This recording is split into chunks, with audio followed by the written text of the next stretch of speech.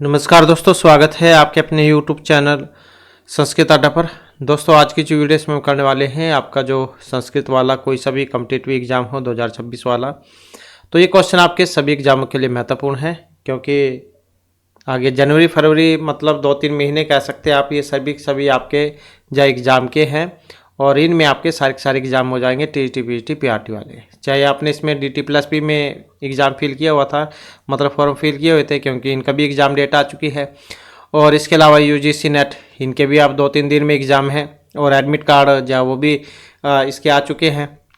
Intimation slip से आप जांच पाएंगे कि आपका एग्ज़ाम कहाँ पर है। और एस्टेट जो है, इसके भी फॉर्म निकले हुए हैं और हो सकता है इसी महीने में इनका तो एग्ज़ाम भी हो जाए। तो सभी एग्जामों के लिए महत्वपूर्ण क्वेश्चन जो आज की वीडियो में हम यहाँ पर करने वाले हैं। तो अपने जो क्वेश्चन है उसे देख लेते हैं, जिसमें हमारा पहला क्वेश्चन है। क्वेश्चन आ जाता है, पूर्ववर्ती आचार्य से प्रथम कालक्रमानुसार समुचितम उत्तरम निर्दिष्ट है। मतलब इनका जो समय है, समय के अनुसार इनका बताना है क्रम। तो यहाँ पर अगर हम देखें तो सबसे पहले दंडी, उसके बाद आ जाते हैं धनंजय आ जाएंगे, और फिर आ जाएंगे कुंतक, और उसके बाद आचार्य विश्वनाथ। तो ऐसे इनका क्रम होगा। दंडी के द्वारा 10 कुमार चरित, धनंजय का 10 रूपक, कुंतक का वक्रोक्ति जीवितम, और आचार्य विश्वनाथ का साहित्य दर्पण है। तो इस प्रकार से जो है इनका क्रम यहाँ पर माना गया है। तो ऐसे इसमें आप देख लीजिएगा इसका कौन सा वाला आंसर सही रहेगा। नेक्स्ट आ जाता हमारा, ब्रह्मी लिपि आविष्कार का भारतीय आशा नीति का मान्य थे। तो ये मानने वाले थे जॉर्ज व्यूल महोदय, वेबर, बर्नेल या एडवर्ड थॉमस। तो ये कौन मानने वाले थे? तो इसका संबंध जो है ये रहेगा एडवर्ड थॉमस महोदय से, जो कि यहाँ पर ऑप्शन डी में है। अगला क्वेश्चन है, कौटिल्य शास्त्र से विनय अधिकार ने प्रकार नाम समुचित क्रम अस्ति। अब कौटिल्य जैन के द्वारा रचित है अर्थशास्त्र, और विनय अधिकार में प्रकरणों का क्रम कौन सा है? इंद्रिय जन्य है, वृद्धि संयोग, मंत्री पुरोहित उत्पत्ति, अमात्योत्पत्ति या विद्या समुदेश है। तो मतलब इनका जो क्रम है वो जाए यहाँ पर इसमें बतलाना है, और क्रम कौन सा वाला बनेगा इनका? तो विद्या सम उद्देश्य हो जाएगा, वृद्ध संयोग है, इंद्रिय विजय है, अमात्य उत्पत्ति ही, और मंत्री पुरोहित उत्पत्ति। तो ऐसे इनका क्रम होगा। विद्या समुपदेश है, फिर वृद्धि संयोग है, इंद्रियज है, और अमात्य उत्पत्ति, और मंत्र पुरोहित उत्पत्ति। ऐसे हो जाएगा। अब इनके बारे में और भी क्या क्या आ सकता है आपके एग्जाम में। कौटिल्य के द्वारा रचित अर्थशास्त्र है, 15 ये अधिकरणों में है, 150 मतलब 150 इसमें अध्याय हैं, और 180 इसमें प्रकरण है। तो ये जो प्रथम अधिकरण का नाम क्या था? तो प्रथम अधिकरण का नाम था ये वाला विनय अधिकरण, ये प्रथम वाले का नाम था। तो ऐसे इसमें आप देख सकते हैं कौन से वाला इसका सही हो जाएगा। अगला क्वेश्चन है हमारा, अहिंसा सत्य शौच मनसूय अनिरिसंशयम क्षमा चाहे इति कौटिल्य मते केशाम धर्मः। सर्वेषाम् आश्रमाणाम सर्वेषाम् प्राणिनाम वर्णानाम या संप्रदाय नाम। तो इनका भी जो सही है वही जाए यहाँ पर बतलाना है। तो कौटिल्य के मत में अहिंसा सत्य शौच मतलब पवित्रता, असूया ईर्ष्या न करने वाला, और अनिरिसंशय मतलब हत्या न करने वाला, और क्षमा, ये सभी आश्रमों का और सभी वर्णों का धर्म है। तो सर्वेषाम् आश्रमाणाम ये वाला, तो ए और बी ये इसका सही आंसर हो जाएगा। अगला क्वेश्चन आ जाता है, अभिकथन और कारण से। तिब्बती भाषा योगात्मिक भाषा, और इसका कारण है प्रकृति प्रत्यय संयोगात। तो क्या दोनों वाली बातें ठीक है? अभिकथन तिब्बती भाषा योगात्मक है, और इसका कारण है कि प्रकृति प्रत्यय के संयोग होने के कारण से। तो कौन से वाली बात इसमें ठीक है? तो इसमें जो ऑप्शन ए में है ये वाली, अभिकथनम ए कारण है और आर उभयम असत्यम। तो दोनों ही बातें गलत हैं, क्योंकि तिब्बती भाषा योगात्मक भाषा में नहीं आएगी, और न ही यह प्रकृति प्रत्यय के संयोग से उत्पन्न होती है। तो इसी कारण से दोनों बातें इसमें गलत ये मानी गई हैं। नेक्स्ट है अधस्तन युग्म नाम समचीन तालकाम चुनुत। इनका भी क्या है, यहाँ पर सही जो क्रम है मिलान वो बतलाना है किस प्रकार से जाए इनका मिलान होगा। तो जैसे दंडी है अभी हमने पढ़ाई, आसानी से याद भी रख सकते हैं, दैसे दंडी और दैसे 10 कुमार चरित, ये आसानी से याद रहने वाला भी है। तो 1 और 3 में देख लो अब कौन सा है, अब ये वाला है, तो इसका मतलब यही हमारा सी आंसर होना चाहिए। अब बिल्हण जैन के द्वारा रचित है विक्रमांक देव चरितम। आशुघोष इनके द्वारा रचित है सुंदरनंद। 3 कवि लिखे थे इन्होंने, बुद्धचरित, सुंदरनंद और सारीपुत्र प्रकांड। तो इस प्रकार से ये वाला हो जाएगा। और महर्षि बाणभट्ट इनका है जो कि एक बच गया, हर्षचरितम, राजा हर्षवर्धन जो थे थानेश्वर के शासक, तो उनके जीवन चरित्र के ऊपर लिखा था इन्होंने, क्योंकि उनके दरबारी कवि थे, तो उनके जीवन चरित्र के ऊपर ये लिखा गया है। नेक्स्ट आ जाता है हमारा क्वेश्चन, प्रथमाम सूचिम द्वितीय सा मिलितो, मतलब इनका मिलान करना है। अब कौन से प्रकार में बना है, कौन सा रूप। तो जैसे वाव रजत है, वेरी वेरी इंपॉर्टेंट है, कोई सा भी आ सकता है एग्जाम में, क्योंकि एग्जाम में आपका संज्ञा प्रकरणीय, संधि प्रकरणीय आते जरूर हैं। तो भाव रजत जो यहाँ पर बना है, कौन से में बना है, ये बना है यज्ञलुगंत क्रिया में। अब चाहे तो एग्जाम में ये पूछ ले जाए भाव रजत कौन से प्रकार का है, तो यज्ञलुगंत इस क्रियापद को हो जाएगा ये। अजिगप्त ये कौन से में बना है, तो बना है सनंत क्रियापद में, इसको हो जाएगा। सवती कौन से में है, तो ये नाम धातु का है, नाम धातु प्रकार उसका। भोभवीति भू धातु में बनता है। भोभवीति कौन सा है, जो कि यहाँ पर जो है इसका भोभवीति, तो इसका होना चाहिए यहाँ पर। तो भोभवीति जो है इसका ये वाला है, ऑप्शन डी वाला, और भावरजते ये इसका है, जिगंत क्रियापद का ये इसका है। तो भावरजते यगंत क्रियापद ऐसे है ये। अजिगप्त सनंत का हो जाएगा इस वाला। स्वती ये नाम धातु में हो जाएगा, और भोभवीति यज्ञलुगंत क्रियापद में, इस वाले में। तो ऐसे जो है इनका मिलान यहाँ पर होगा। अब इसमें आप देख सकते हैं कौन से वाला इसका बनेगा। नेक्स्ट आ जाता है हमारा क्वेश्चन, इंदर सुक्ते चतुर्थ मंत्रे प्राप्तम दासम वर्णम इत्यस्य शरण भाष्यानुसारम अधोलोकितेषु कथमार्थस्ति। अब इसमें कई क्वेश्चन तो बन जाते हैं, जैसे कि इंदर सूक्त है, कौन से मंडल का कौन सा सूक्त है, ऋग्वेद की, क्योंकि ऋग्वेद में 10 मंडल है, तो इसमें जो दूसरा मंडल है इसका 12वां सूक्त है ये, और चौथे मंत्र की बात यहाँ पर हुई है। तो इसमें दास वर्णम ये आया था एक, तो इसका मतलब कृष्ण वर्णम, दुष्ट वर्णम, अंत्य वर्णम या शूद्रादिकम। तो इसका अर्थ यहाँ पर क्या इसमें लिया गया था, तो इसका अर्थ था यहाँ पर शूद्रादिकम से, जो कि ऑप्शन सी में है। तो इसमें मंत्र था ये इमा विश्व चैवन कृतानी य दासम वर्णम अधर्म गुहा कह सेवनीय है जिगिवान लक्ष्मा दद्द है अरिह पुष्टानी सहजना से हैं इंद्र हैं। तो ऐसा मंत्र था इसमें। तो इसका मतलब जो है यहाँ पर ये शुद्र आदि जो है उनसे लिया गया था। तो इस कारण से जो इसमें ऑप्शन सी हमारा सी आंसर हो जाएगा। इसके बाद आ जाता है नेक्स्ट हमारा तनु विस्तारे धातो विदलिंग प्रथम पुरुष एक वचने रूप दिव्यम भवति तन्या तनुयात तनिश्रेष्ठ या तन्वीत। तो तनु विस्तारे तनोदिगण जो है उसकी है, ये 10 गण होते हैं, तो उसमें तनादिगण भी आता है, उसमें है तनु विस्तारे धातु ये। तो विदलिंग और प्रथम पुरुष एक वचन का रूप जा इसमें कौन सा है, तो ऑप्शन डी वाला हो जाएगा इसमें, बी और साथ में जो डी है ये वाला। तो तनु धातु का जो परस्मय पद विदलिंग लकार एक वचन है, इसमें रूप तनुयात और तनुताम तन्यु हो ये चलता है। अब वो तो परस्मय पद की है, अब आत्मनेय पद में थोड़े से अलग हो जाते हैं। आत्मनेय पद में कौन सा बनेगा, तन्वीत तन्व्याताम तन्वीरन। तो ऐसे जैसा बनता है। नेक्स्ट आ जाता है हमारा क्वेश्चन सर्व प्राचीन रचनाया प्रथमेन कालक्रम अनुसार उचित उत्तरम चुनोत। मतलब सही बताना है इसका। हर्षचरितम, नैषधीयचरितम, रघुवंश या नलचंपू, कौन सा है? सर्व प्राचीन रचना या प्रथमेन कालक्रम अनुसार उचित उत्तरम।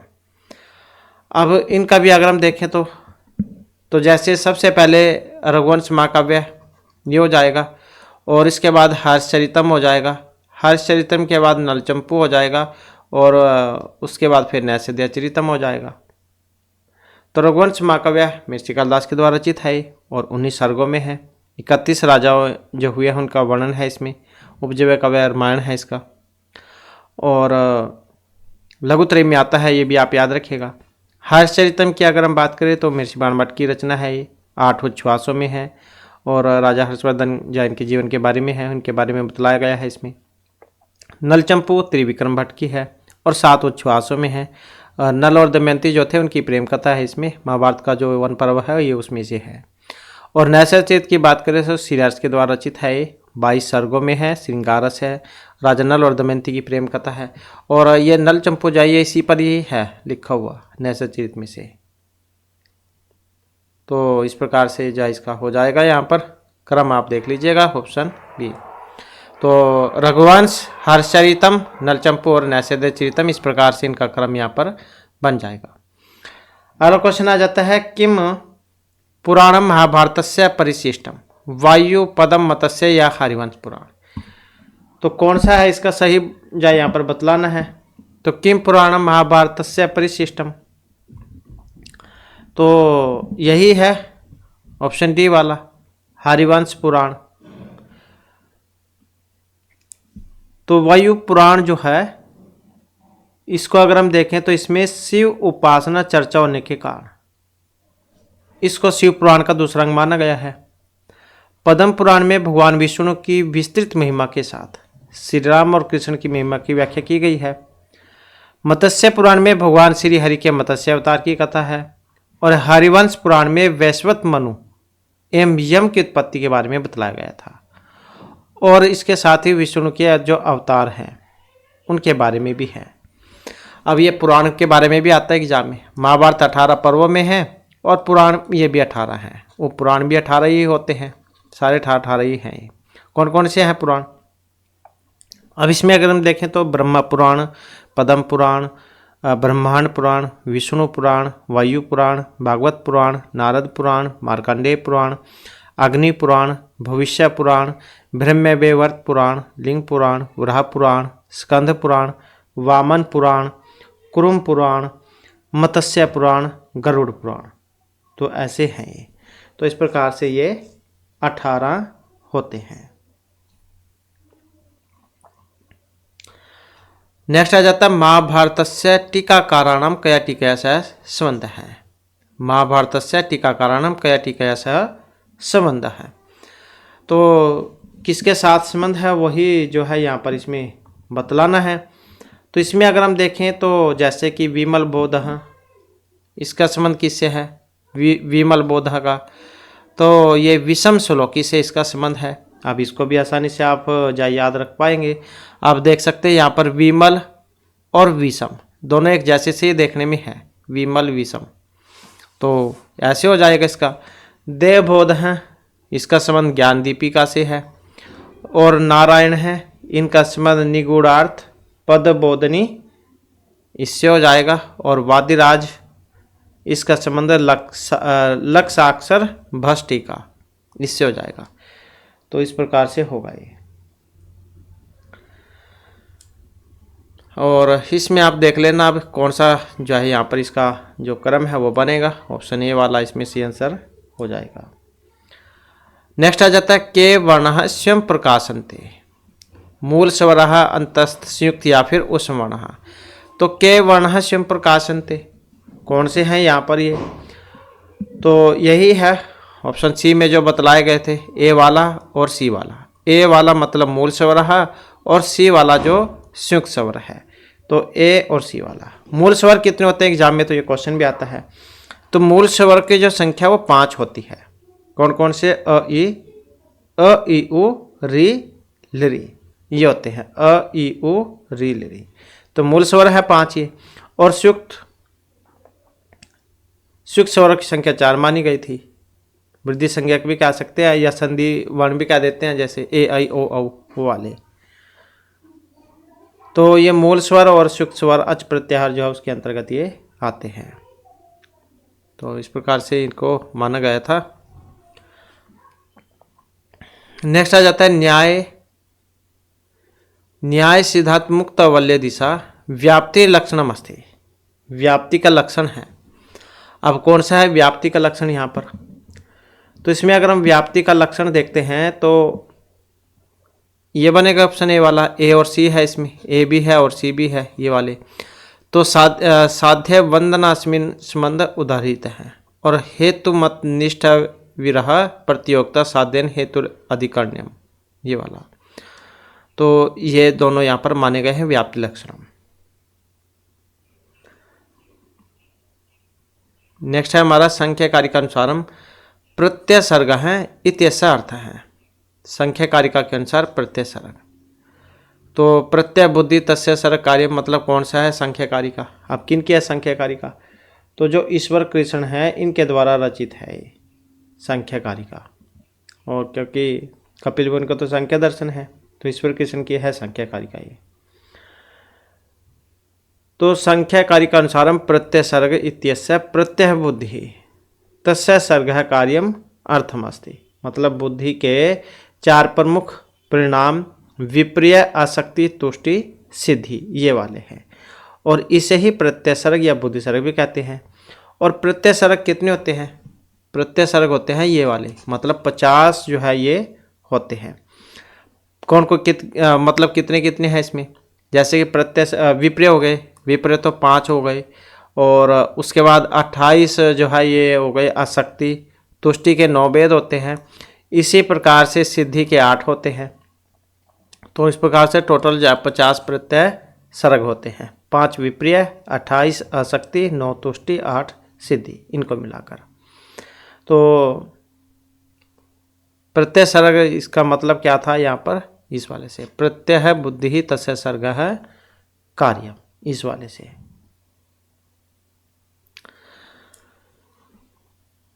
इसके बाद है वेद भाष्यकारेषु कौ याज्ञिको भाष्यकारोस्ता है स्वामी दयानंद सरस्वती, सायण, उवट, यात्मानंद। कौन सा है इसमें? तो इनके अनुसार अगर हम यहाँ पर देखते हैं तो इसमें भी ऑप्शन डी वाला है, बी और सी है इसमें, बी और सी। तो आचार्य सायण और साथ में जो उवट है ये वाले। क्योंकि सायण जो है इन्होंने ऋग, यजुः, साम और अथर्ववेद पर भाष्य लिखा था और इन्होंने सबसे अंत में अथर्ववेद पर अथर्व भाष्य लिखा था। और सायण आचार्य ने अपने ऋग्वेद भाष्य का नाम वेदार्थ प्रकाश ये भी रखा था।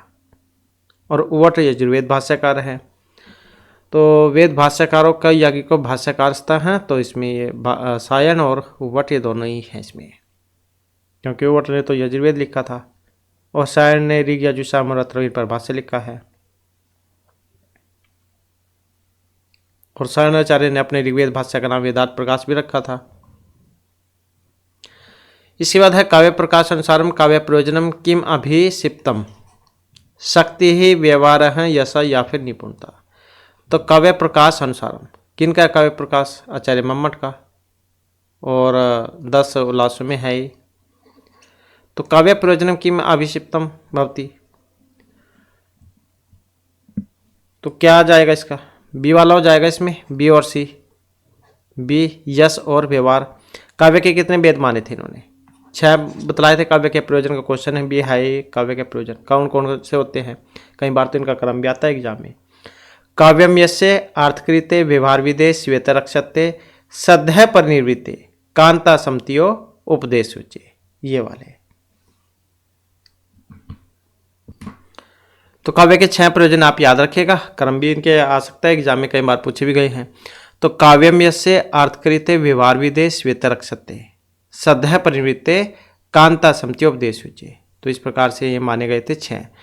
काव्य से यश की प्राप्ति होती है, संपत्ति लाभ, सामाजिक व्यवहार, रोग आदि का नाश, तुरंत ही उस कोटि के आनंद का अनुभव और स्त्री के समान मन भावन उपदेश देने के लिए उपदेय है।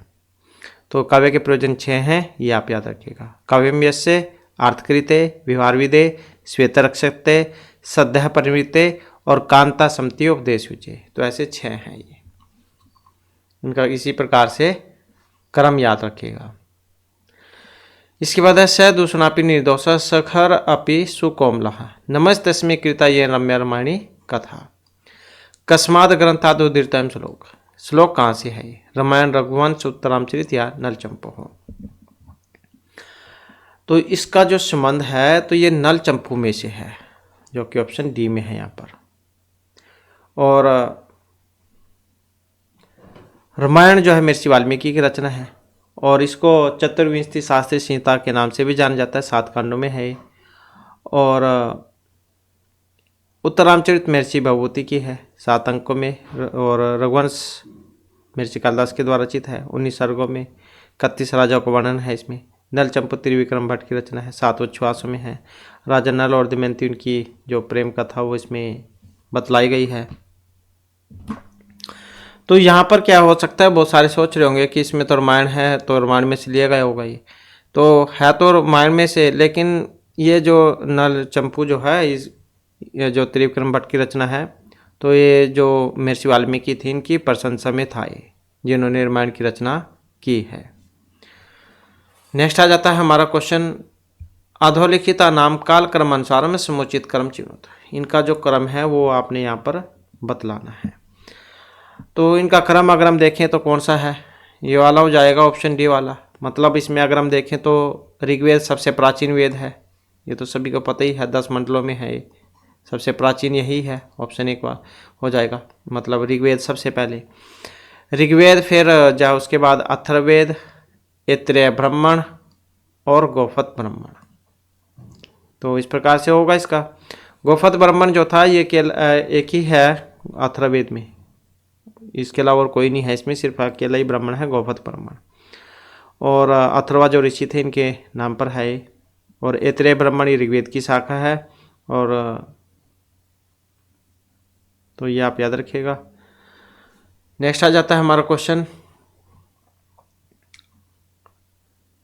अधुना प्राप्तेषु सावेदस्य ब्रह्मणेषु 2 ब्राह्मणों कौस्तः है। स्तः क्यों आया है? द्विवचन के लिए, मतलब 2 की बात है यहाँ पर। अस्ति स्तः सन्ति द्विवचन में, तो 2 हैं। कौन कौन से?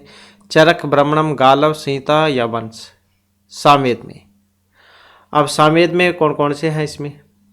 तो यही है ऑप्शन सी वाले, सी डी, सी और डी, संहिता उपनिषद और वंश ब्राह्मण। तो इसमें कौन कौन से थे?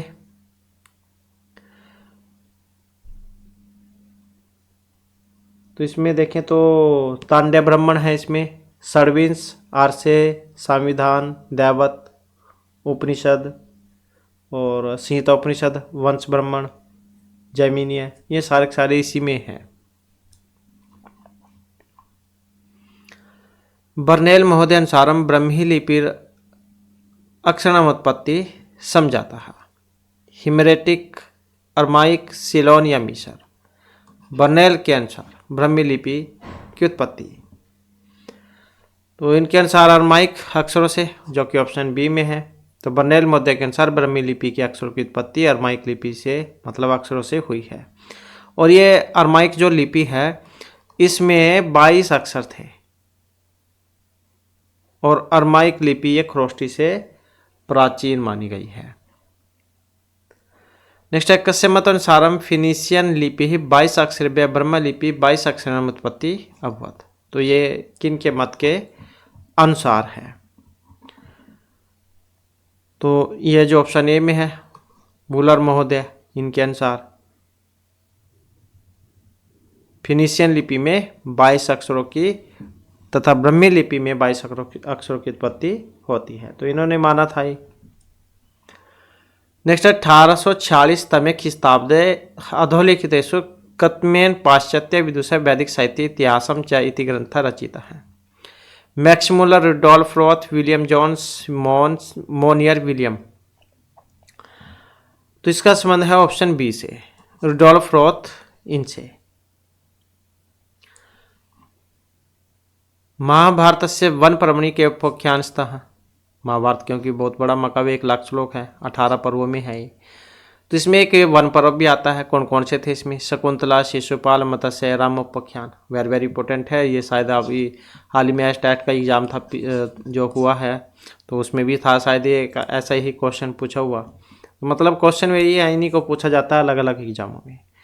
तो इसमें कौन कौन से थे फिर? ये ऑप्शन जो सी में बतलाए गए हैं, बी और डी, मत्स्य और रामोपाख्यान। तो कौन से थे यहाँ पर इसमें? तो यही है, क्योंकि शिशुपाल तो सभा पर्व में से है और ये आदि वाला है। शकुंतलोपाख्यान आदि पर्व में आता है विज्ञान शकुंतलम। तो मत्स्योपाख्यानम, रामोपाख्यानम, ये किस में है? वन पर्व में है। बी डी इसका आंसर सही है इसका। अधोंकितेषु ब्रह्मलिपिर उद्भवन सिद्धांतेषु कथम विदेशी सिद्धांत नास्ति? फिनिशियन, द्रविड़, दक्षिण या उत्तरी सामी लिपि।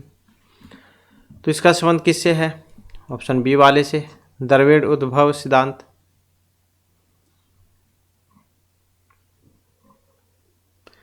महाभारत आश्रितम रचना द्वयम किमस्ति? उत्तरापचरित, महावीर चरित, प्रतिज्ञा योगेंद्रायणम, अभिज्ञान शकुंतलम। कौन सा है? महाभारत आश्रित रचना द्वयम। तो महाभारत पर आधारित है। इसमें कौन कौन सी है महाभारत पर आधारित? तो यही है, अभिज्ञान शकुंतलम भी है और वेणु संहार ये भी है। अभिज्ञान शकुंतलम आदि पर्व में से है महाभारत के, और ये वेणु संहार भट्टनारायण जैन के द्वारा रचित है। तो इस प्रकार से जो है इन दोनों को माना गया है। महर्षि भास ने 13 नाटक लिखे थे, ये भी आप याद रखिएगा।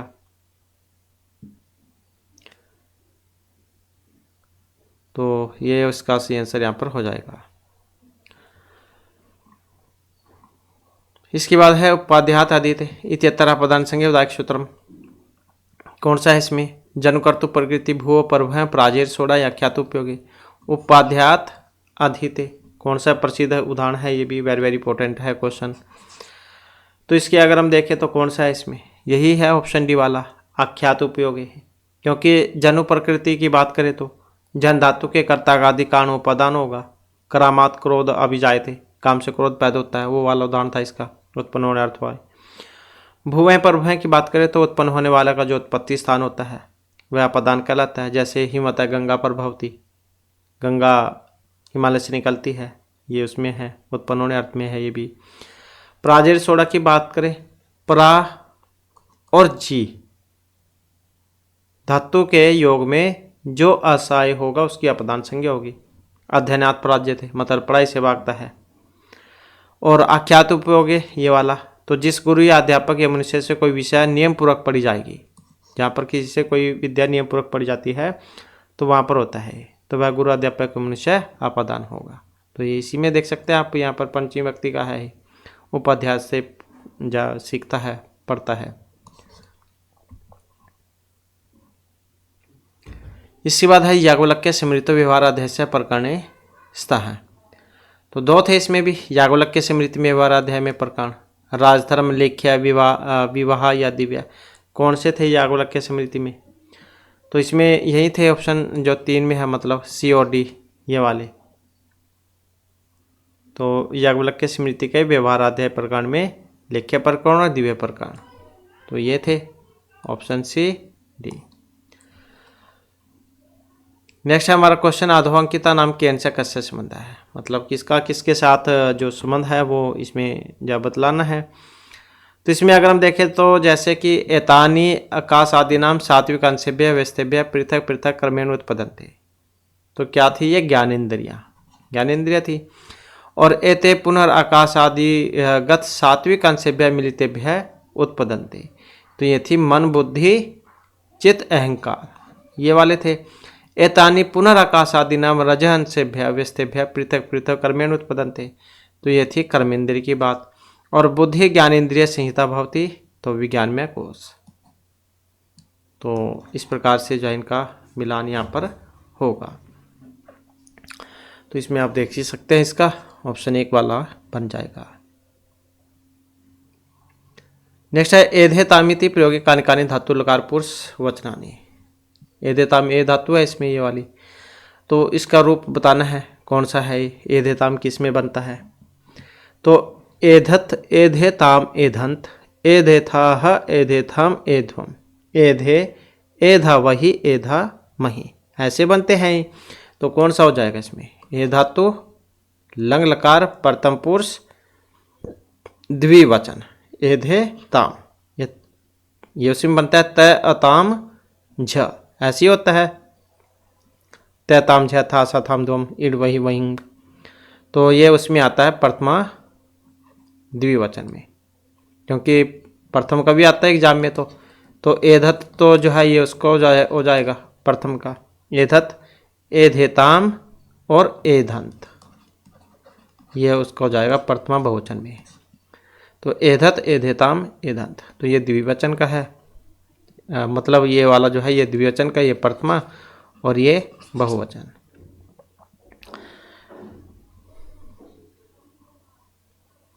इसके बाद है आलोक विशाला में सहसा तिमिर प्रवेश विच्छिन्ना उन्मिलितापि दृष्टि निमिलिता इव अंधकारेण। श्लोकेस्मिन का छंद है, का अलंकार है। वेरी वेरी इंपॉर्टेंट है ये छंद और अलंकार, तो क्योंकि एग्जाम में आते ही आते हैं। तो आलोक विशाला में सहसा तिमिर प्रवेश छिन्ना उन्मिलितापि दृष्टि निर्मिलिता अंधकारेण, तो इसमें है उत्प्रेक्षा अलंकार। मतलब इसमें क्योंकि दो पूछा गया था, तो बी और डी, सॉरी ये बी और डी, ये हो जाएगा इसका बी और डी, आर्या उत्प्रेक्षा। तो यस्यः पादे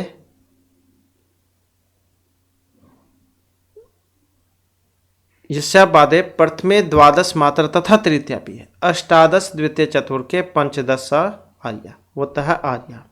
और उत्प्रेक्षा का क्या लक्षण है? संभावना मात्र उत्प्रेक्षा प्रकृत से नियत, ये वाला होता है।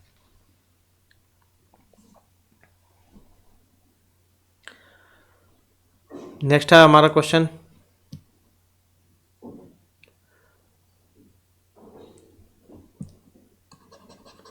तो क्योंकि इसका ये वाला था बी और डी।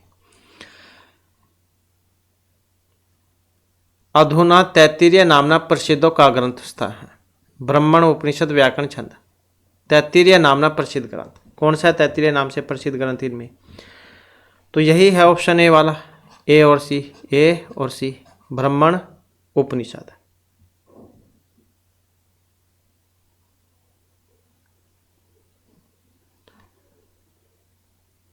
वैदेशिक दर्शन अनुसारम अधंकित समुचित उत्तरम चिन्ह, मतलब सही जो बतलाना है इसमें कौन सा है? तो इसमें भी कौन सा है? ये वाला प्रत्यक्ष माने द्वे प्रमाण है। तो वैशेषिक दर्शन जौन के अनुसार प्रत्यक्ष एवं अनुमान ये दो प्रमाण हैं, और प्रत्यक्ष अनुमान उपमान शब्द प्रमाण को न्याय और मीमांसक ये दर्शन मानते हैं। प्रत्यक्ष अनुमान और शब्द ये तीन प्रमाण संख्या और योग दर्शन ये वाले मानते हैं, क्योंकि सभी ने अपने अपने अनुसार अलग अलग बतलाए थे। तो वैशेषिक दर्शन की बात है यहाँ पर, तो इन्होंने दो माने थे, प्रत्यक्ष अनुमान ये वाले, और न्यायिक के और मीमांसा दर्शन के आप याद रखिएगा, इनके चार थे, प्रत्यक्ष अनुमान उपमान शब्द प्रमाण, और सांख्य और योग इनके तीन थे, अनुमान प्रत्यक्ष अनुमान शब्द प्रमाण ये वाले सांख्य और योग दर्शन के।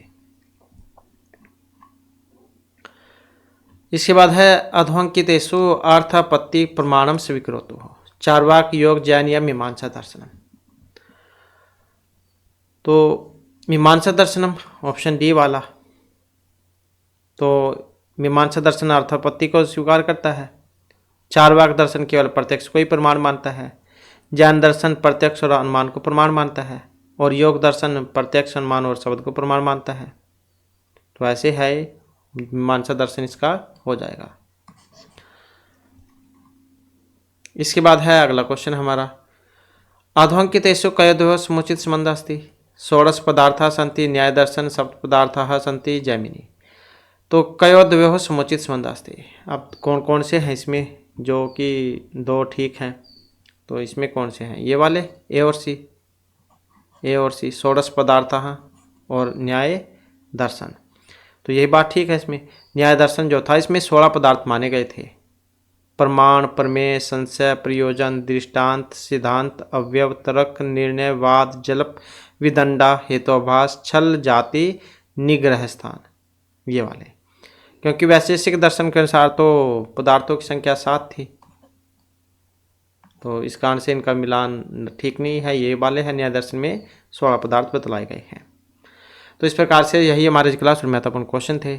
नेक्स्ट वीडियो होगी, इसमें आपके लिए नए जो महत्वपूर्ण क्वेश्चन हम लेकर आएंगे। और हमारे साथ अंत बनाने के लिए धन्यवाद।